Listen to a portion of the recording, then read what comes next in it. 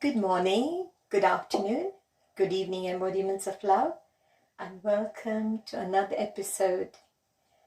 Thank you very much for your likes, your comments, and for subscribing to the channel. If you've not done so, go ahead and do it.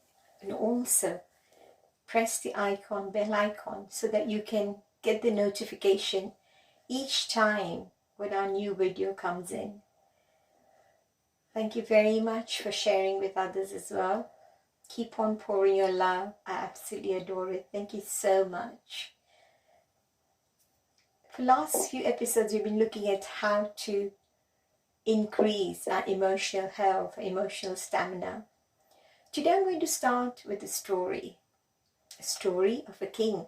Of course, you know, king stories are always fascinating. So there was a king in olden times, and he had a prime minister. And Prime Minister was very, very faithful to the king. But this Prime Minister had one habit. If anything happens, he'd always say, "Oh, this is for the best. This happened for the best." And king did not mind it. He really enjoyed it. One day it happened.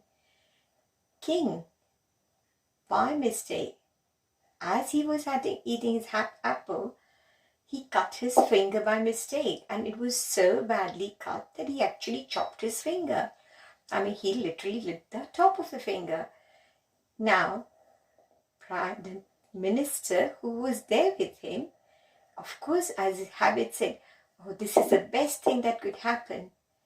And can you imagine how the king felt? He was fuming because he was in pain. He's lost the tip of his finger. He was so angry. He was so furious.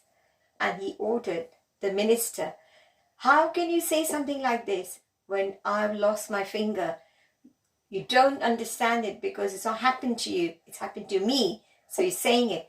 I'm going to punish you for this. I'm going to put you behind the bars in the jail." So of course the minister put him in the jail.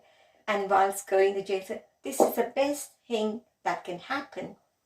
And king thought, my minister, although he's very capable, very wise, but he's a bit lost his marbles, as we say. And time passed by. One day, king decided to go for hunting, as they used to do in olden days. And when he went for hunting, of course he had other people with him, but for some reason he got separated from them, and he met the tribal people who were looking for a human body to give sacrifice for the deity. And when they saw King, of course, King was very fit, healthy, good looking, and very strong. So they said, "This is the best offering we can do for our deity." So they held the king and took him there to their head. And the head said, "Yeah, all very good. We've got a very good sacrifice for our deity." Because I know you most will agree it's not a nice thing to do, which I agree as well, to sacrifice human body, but certain tribal peoples did believe that, and they did it. So anyways, so they bring the king, and just before they're going to sacrifice, they're checking his whole body to see if he's perfect. Because a lot of people would agree that when you're offering to God, when you're offering somebody, you want it to be perfect. It should not be cracked or broken or anything like that. And if it's fruit or vegetable, it's the best fruit, best vegetable, best sweets. You want to offer your best to the Lord and even to other people. So of course they did the check, and they said, "Oh, he's not good," because they looked at the tip of the finger, it was missing. He's not a good one. We can't sacrifice him. He's lost the tip of his finger because he's not perfect." And then they let the king go. So king managed to get back to his kingdom and straight away called out for the minister, and he said, "Thank you very much. I'm so pleased. Today I understand the meaning of it, that whatever happens for the best, this happened for the best.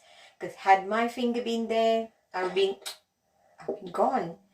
So he calls the minister, and the minister said, "This is the best thing that can happen. The king says, I've got a question for you. One question I want you to answer. I understand that it happened best for me, that I lost my finger and I survived today, otherwise I've been dead. But how did it be good? I put you behind the bars in the prison and you said, this is the best thing that could have happened. How is it best for you? And the minister said, oh my lord, my king, my dear king, just imagine, I'm always with you like a shadow wherever you go. So on that day, when they took you, they would have taken me as well.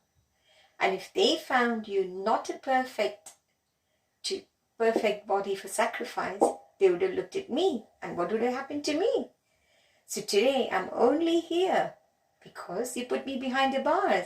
So that's the best thing that happened to me. And the king understood. And then king made that as well as the motto of his life. Whatever happens is for the best. So friends, the purpose of this story, telling you all embodiments of love, is that we should have this firm belief, firm faith that whatever happens in my life at this moment is in my best interest. How many of you believe that in my life nothing else good can happen? Change your belief. Beliefs can be changed because it is our belief, so we can always change it. So I would recommend everyone that please change your belief for a week and see how it goes. So from this moment onwards, whatever happens in my life is in my best interest. Like if you look at a jigsaw puzzle, there are some pieces which don't look very nice and they say, but to complete the puzzle, to complete the picture, that piece is equally important. So we do go through certain phases in our life which are not very good, we're not very pleasant, but they are important and they are the best. So whatever happens is in my best interest. So that's another thing added to our list. We looked at last couple of weeks, so we said that we should have our remote control of our feelings and emotions in our hand, not give it to people. Second was, when people don't behave, not take it personally. People and situations, do not take personally. It's them and not you. Last week we looked at it, that our thoughts, our feelings are our own creation. We take responsibility of how we feel, how we think. And today we add one more to it. Whatever happens in our life is in our best interest. And just like to remind ourselves that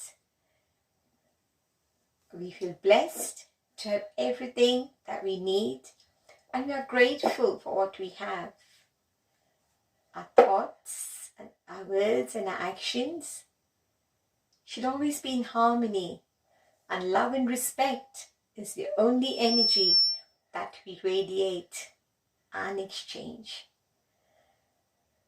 We understand that emotional health leads to everything in our life. When your emotions are powerful and strong, when your emotions are not strong, it leads to anxiety, depression, stress, and a lot of physical illness, and also leads to fears, phobias. The list is endless.